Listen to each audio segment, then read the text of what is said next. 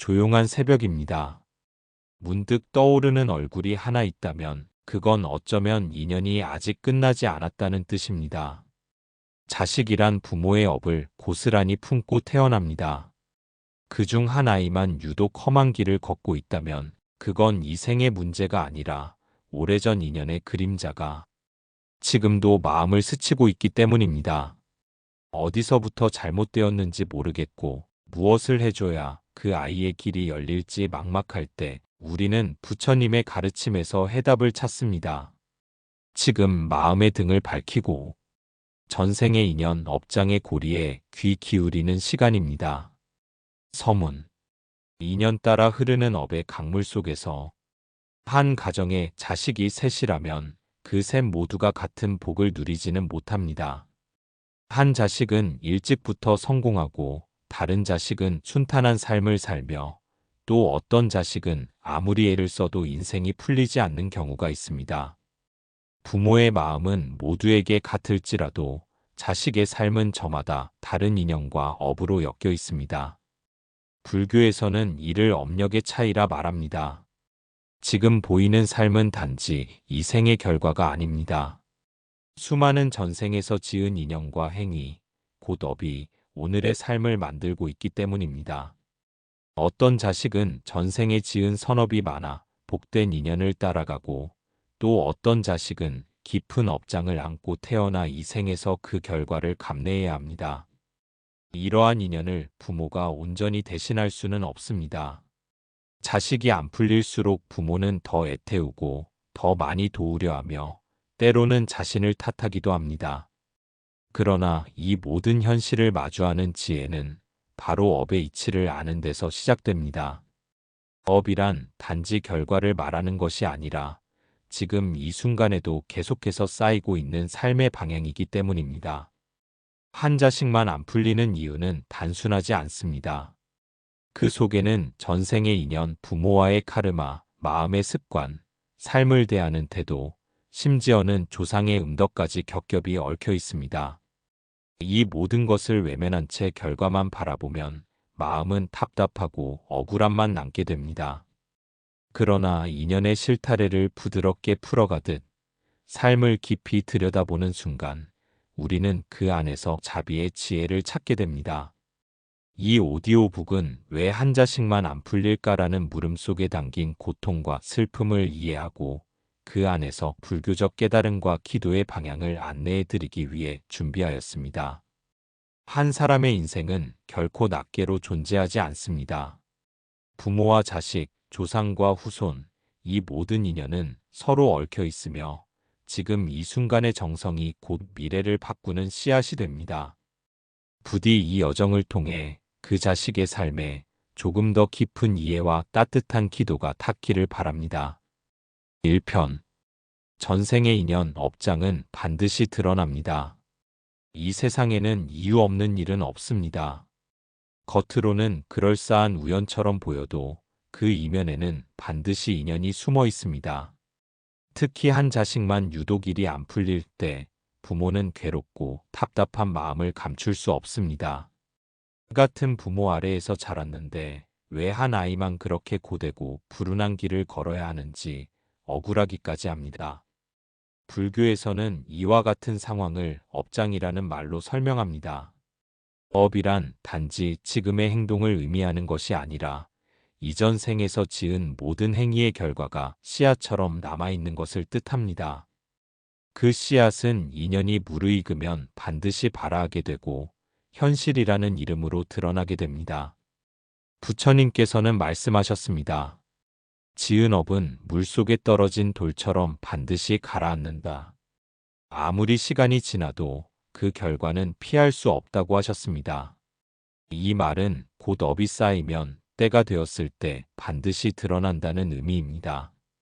어떤 자식은 전생에 베푼 것이 많고 남의 고통을 외면하지 않은 공덕을 지었기에 이번 생에서도 순탄하게 살아갑니다. 그러나 어떤 자식은 지난 생에서 무명과 탐욕에 휘둘리며 남을 괴롭게 한 일이 많다면 이번 생에 그 업장이 고스란히 따라옵니다. 아무리 부모가 잘 키우고 좋은 교육을 시키고 든든한 뒷받침을 해줘도 그 자식은 스스로의 업장을 피하기 어렵습니다. 한 어머니가 있었습니다.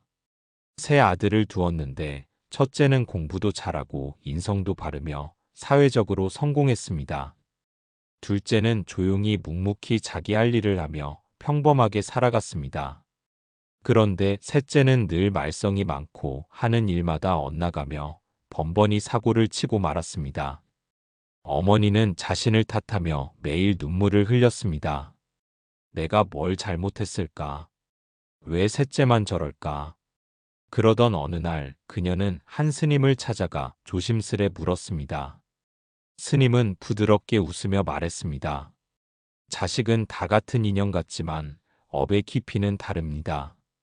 셋째 아이는 어머니와 깊은 인연이 있는 영혼입니다. 전생에서 어머니께 빚을 진 영혼이었고 이번 생에 그것을 갚으러 온 것입니다.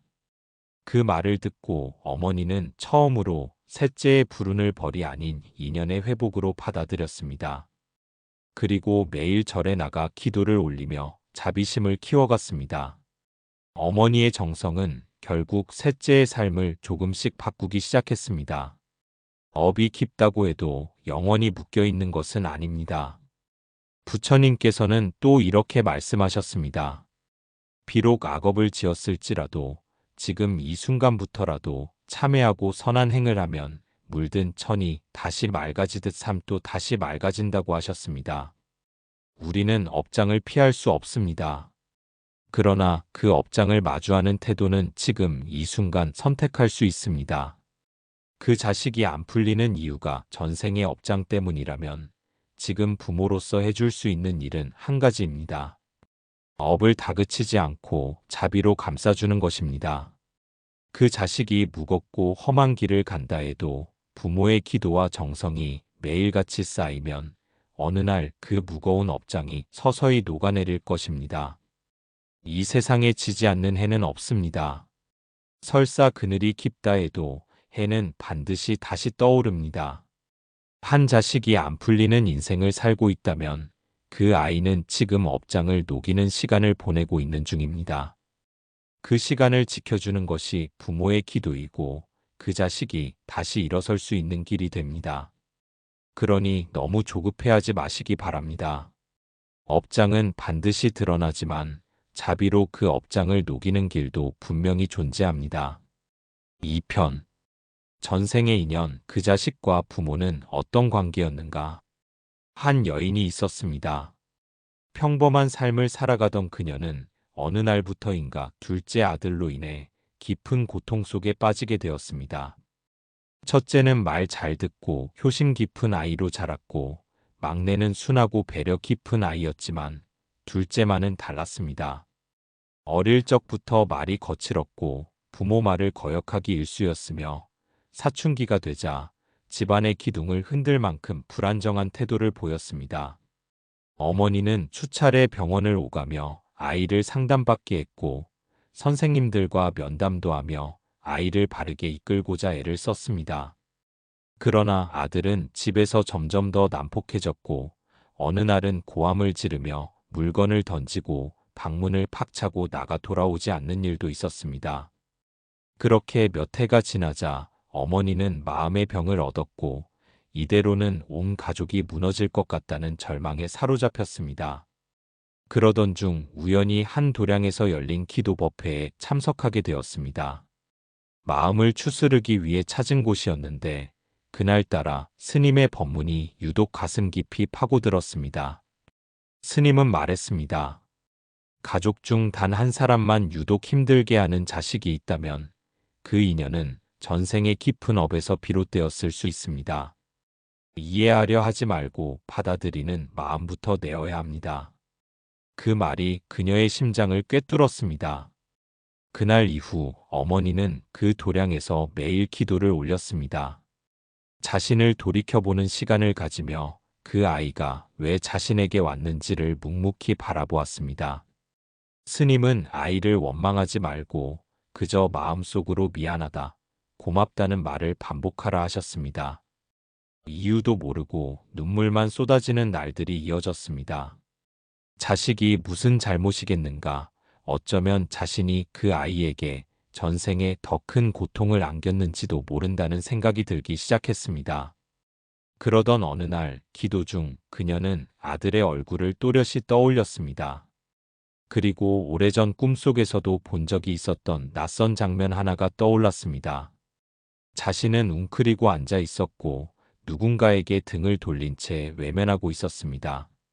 그 앞에서 울고 있는 사람이 있었고 그 얼굴은 바로 지금의 둘째 아들이었습니다. 이유는 알 수 없었지만 그녀는 그 아이를 철저히 외면하고 있었던 장면이었습니다. 그 기억이 떠오른 순간 온몸이 떨리며 가슴이 저릿해졌습니다. 그녀는 그 후로 아들을 바라보는 눈빛을 달리했습니다. 예전에는 원망과 두려움이 깃든 시선이었다면 이제는 더 깊은 연민과 책임감이 깃든 시선이었습니다. 아들은 단번에 변하지 않았습니다. 여전히 불안정했고 때때로 거친 말투로 어머니를 밀어내기도 했습니다. 그러나 그럴수록 어머니는 한 발짝 더 다가섰고 아들이 편히 쉴 수 있는 등불 같은 존재가 되어주려 노력했습니다. 몇 년의 시간이 지나 아들은 천천히 마음을 열기 시작했습니다. 어느 날 밤 어머니에게 조용히 말했습니다. 엄마는 나를 아직도 믿어. 그 짧은 말에 어머니는 눈물을 터뜨렸습니다. 그날 이후 아들은 서서히 변화하기 시작했습니다. 큰 성취를 이룬 것도 특별한 계기가 있었던 것도 아니었습니다. 다만 마음이 조금씩 풀렸고 가족 안에 자리를 잡아가기 시작했습니다. 그 어머니는 말했습니다. 둘째 아이는 자신에게 내려준 가장 큰 수행이었다고. 처음에는 왜 그런 자식이 내게 왔을까? 왜 우리 집안의 평화를 무너뜨릴까라는 분노와 절망만 있었지만 이제는 그 아이 덕분에 자신의 삶 전체를 돌아볼 수 있었노라고 고백했습니다. 그는 원수 같았던 자식이 아니라 전생의 인연을 풀기 위해 자신의 곁으로 온 귀한 인연이었습니다. 사람들은 겉모습만 보며 말합니다. 저 집 둘째는 왜 저 모양인가? 저 어머니는 참 고생이 많겠다. 그러나 인연은 그런 눈으로 보아서는 보이지 않습니다. 그 깊은 사연은 업의 흐름 속에 감춰져 있고 영혼은 그 고통을 감당하러 다시 이 생에 태어나 온 것입니다. 아무 이유 없이 태어나는 자식은 없습니다. 아무 고통 없이 찾아오는 인연도 없습니다. 어떤 자식은 빚을 갚으러 오고 어떤 자식은 은혜를 갚으러 옵니다. 어떤 자식은 집안의 업장을 대신 짊어지고 와 자신을 희생하며 그 집안의 흐름을 바꾸고 갑니다. 그 모든 인연의 실타래는 결코 얕지 않습니다. 그 아이는 왜 내게 왔는가? 그 질문 앞에 오래도록 머무른 어머니는 끝내 이렇게 말했습니다. 이제야 알겠습니다. 내가 그 아이에게, 그 아이가 내게 얼마나 귀한 존재였는지를. 3편. 업장이 깊은 자식에게 먼저 찾아오는 고통. 삶을 살아가다 보면 어떤 이의 인생은 순탄하게 이어지는데 또 어떤 이의 길은 유독 자주 막히고 꺾이며 힘겨움 속에서 반복됩니다. 특히 가족 안에서 유독 한 자식만이 고통을 겪고 병들고 실패하고 외로움 속에 살아간다면 그 안에는 반드시 알아차려야 할 인연의 그림자가 있습니다. 그것이 바로 업장의 작용입니다. 업장은 눈에 보이지 않습니다. 형체도 없고 소리도 들리지 않지만 그 영향력은 사람의 일생을 휘감습니다. 불교에서는 업장을 삶의 걸림돌이라 합니다. 전생에 지은 업이 내생의 삶을 가로막는 장애가 되는 것입니다. 특히 한 자식에게 유독 고통이 집중된다면 그 자식이 업을 짊어지고 태어난 인연일 가능성이 높습니다. 어느 한 어머니가 있었습니다. 세 자녀를 둔 분이셨습니다. 큰아들은 안정적인 직장과 좋은 가정을 이루었고 막내는 건강하고 성실하게 제 길을 걸어갔습니다. 그러나 둘째인 딸만은 늘 병이 끊이지 않고 일마다 틀어지고 결혼도 몇 번의 시도 끝에 이루어지지 않았습니다. 어머니는 종종 그 딸의 삶을 보며 말했습니다. 왜 저 아이만 저렇게 되는지 모르겠습니다. 마음이 아픕니다. 이러한 경우를 단순히 운이 없다고 말할 수는 없습니다. 불교의 눈으로 보면 이는 전생에서부터 이어져 온 업장의 무게 때문입니다. 어떤 이의 삶에 더 많은 업이 실리는 것은 결코 우연이 아닙니다. 그 자식은 전생에서 맺은 인연 속에서 깊은 고통의 씨앗을 품고 태어난 이일 수 있습니다. 그 씨앗은 지금 생에서 병으로, 실패로, 외로움으로 피어나는 것입니다. 업이 깊은 자식은 삶에서 가장 먼저 고통을 받습니다. 이들은 마치 가족 전체의 그림자를 대신 짊어진 듯한 삶을 살아갑니다. 부모나 조상이 해결하지 못한 업의 흐름이 자식에게로 전이되는 경우도 있습니다. 특히 천도되지 않은 영혼이나 맺힌 원한이 있을 경우 그 기운이 자식의 삶에 그대로 영향을 미치는 경우가 많습니다. 그렇다고 이 모든 것이 숙명이라는 말은 아닙니다. 업은 지워지지 않되 녹일 수는 있습니다. 고통을 겪고 있는 자식에게 부모가 해줄 수 있는 첫 번째는 이해입니다. 그 아이가 단순히 부족해서가 아니라 업장의 무게 속에서 길을 잃고 있다는 사실을 알아차리는 것입니다. 다음은 기도입니다. 업장은 기도를 통해 서서히 녹아내립니다. 불교에서는 업장을 소멸하는 여러 방법을 전하고 있습니다. 염불, 독경, 천도, 보시 등의 실천은 곧 업의 물줄기를 바꾸는 수행입니다. 부모가 자식을 위해 날마다 기도하고 49제 천도, 지장기도, 염불을 이어갈 때 그 기도는 마치 차가운 얼음을 녹이는 햇살처럼 업장을 천천히 풀어갑니다. 특히 업장이 깊은 자식에게는 결과를 바라는 마음보다는 안아주는 기도가 먼저입니다. 자식을 고치려 하지 않고 그 자식의 고통을 함께 껴안고 기도하는 부모의 마음이 가장 큰 변화의 시작이 됩니다.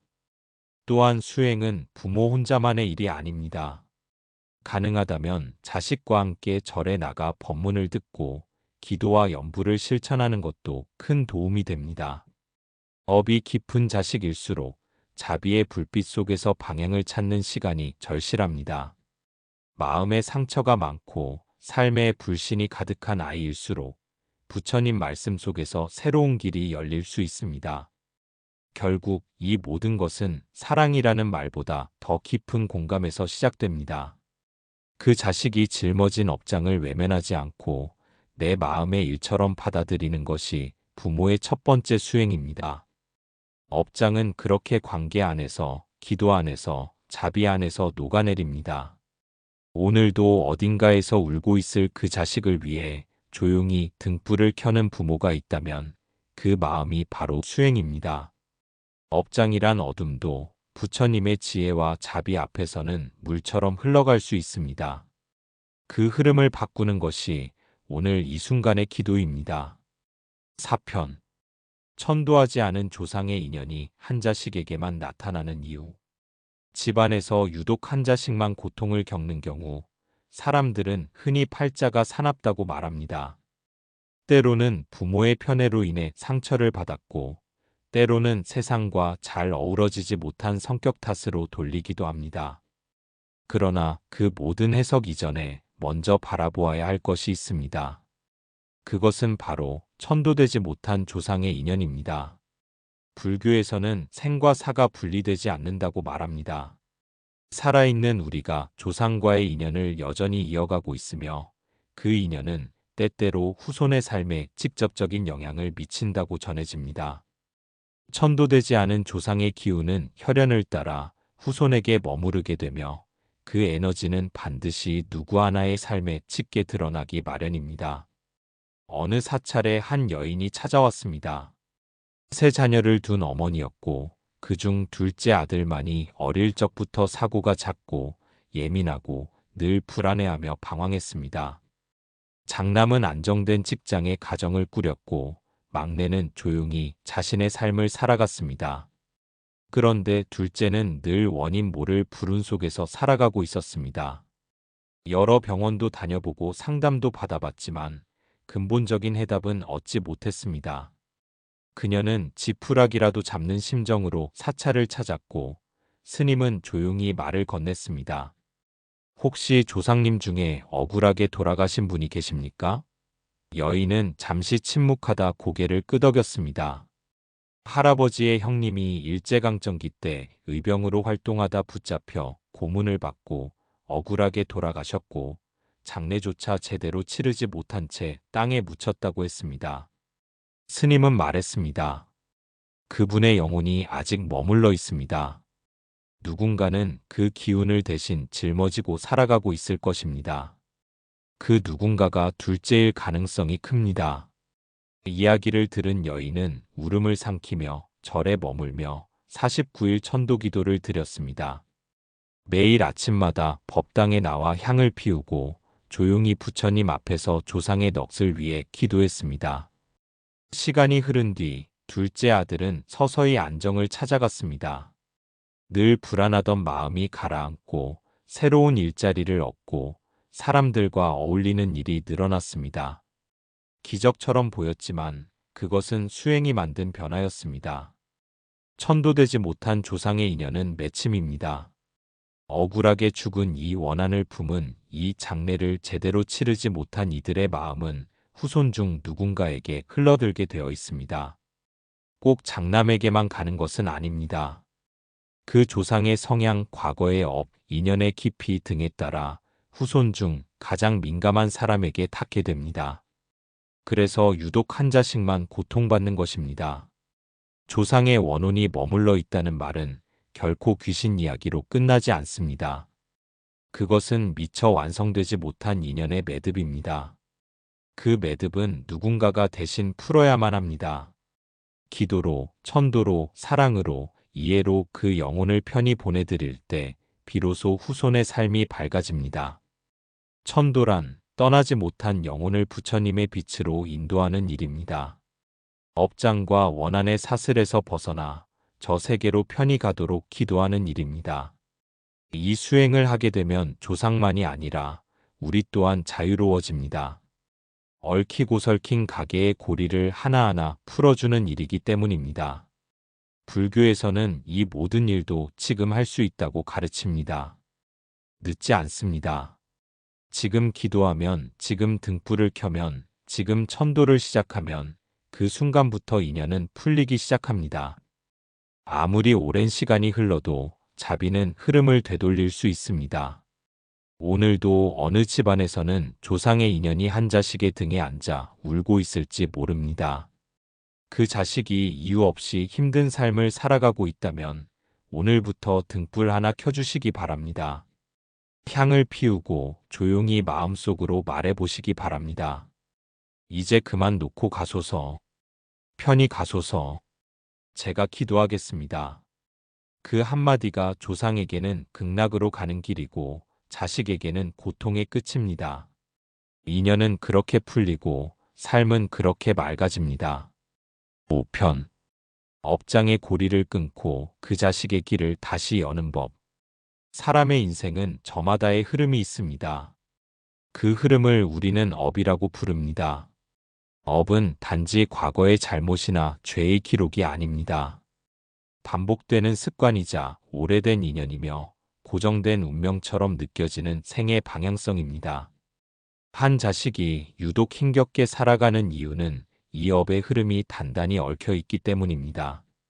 아무리 애쓰고 주변에서 도와주려 해도 그 자식이 다시 제자리로 돌아오는 듯한 삶을 반복하는 것은 단순한 현실의 문제가 아닙니다. 눈에 보이지 않는 인연과 업이 마치 덩굴처럼 마음과 삶을 옥죄고 있기 때문입니다. 그러므로 우리가 해야 할 일은 억지로 자식을 바꾸려는 것이 아닙니다. 먼저 인연을 인정하고 업의 고리를 자비로 끊는 것입니다.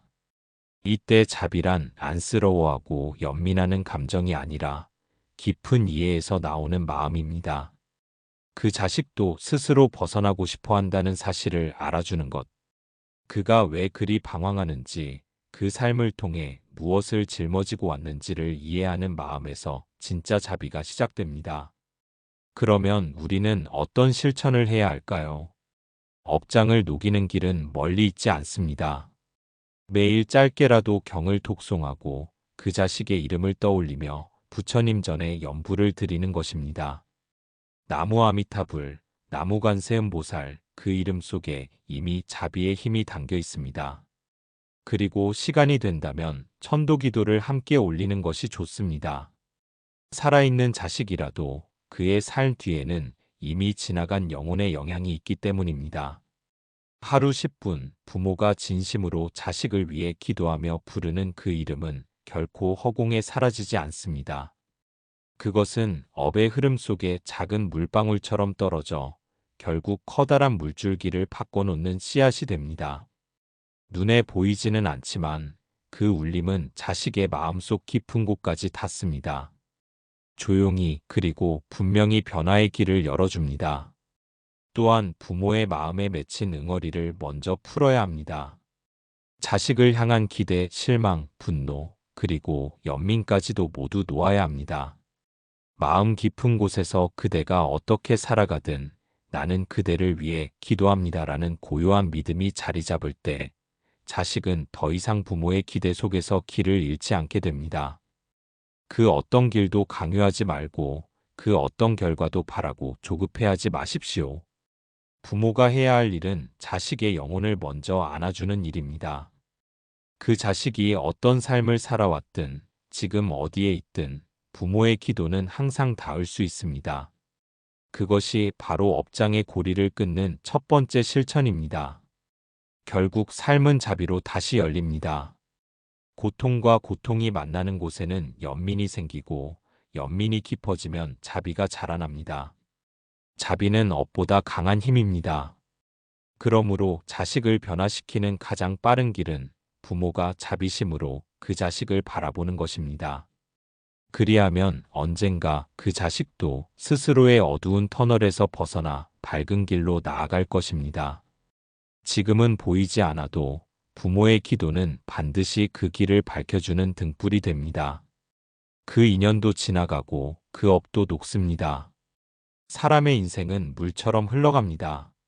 아무리 막힌 듯 보여도 아무리 메말라 보여도 물은 길을 찾아 흘러가듯 삶 또한 그렇게 흘러갑니다. 때로는 자식의 길이 유독 막혀 있는 것처럼 느껴질 때가 있습니다. 같은 부모에게서 태어났지만 어떤 자식은 곧게 나아가고 어떤 자식은 거듭 넘어지며 반복되는 어둠 속에 머뭅니다. 부모는 그 모습을 지켜보며 속을 태웁니다. 무엇이 잘못된 것인지, 어디서부터 엇갈린 것인지 자책과 걱정이 마음을 휘감습니다. 이 시리즈를 통해 우리는 그 이유가 단지 현재의 조건 때문이 아님을 보았습니다. 그것은 전생의 인연에서 비롯된 깊은 고리일 수 있고 풀리지 않은 업장의 그림자가 길을 막고 있는 것일 수도 있습니다. 그 인연을 억지로 지우려 하지 말고 그 업장을 미워하지도 말아야 합니다. 그 모든 것 또한 하나의 삶의 과정이며 우리가 이 생에 다시 만난 이유는 바로 그 인연을 정리하고 업을 녹일 기회이기 때문입니다. 그 자식이 힘겨운 이유는 오히려 부모의 기도로 풀어야 할 인연이기 때문입니다. 자식이 짊어진 업보는 때로 부모의 기도로 녹아내립니다. 자식이 혼자서 감당하기 어려운 전생의 그림자를 부모가 대신 떠안고 대신 참회하며 대신 기도할 수 있습니다. 그것이 이 생의 부모로 태어난 인연의 깊은 의미입니다. 그리고 또 하나 우리는 이 시리즈를 통해 알게 되었습니다. 자식을 바꾸려 하지 말고 내 마음을 먼저 돌이켜야 한다는 사실입니다. 내 기대가 너무 크지는 않았는지, 내 고집이 자식의 길을 더 막은 것은 아닌지 돌아보아야 합니다. 그리고 그 마음속 응어리를 풀어야 합니다. 자식에 대한 실망, 상처, 애증 다 놓아야 합니다.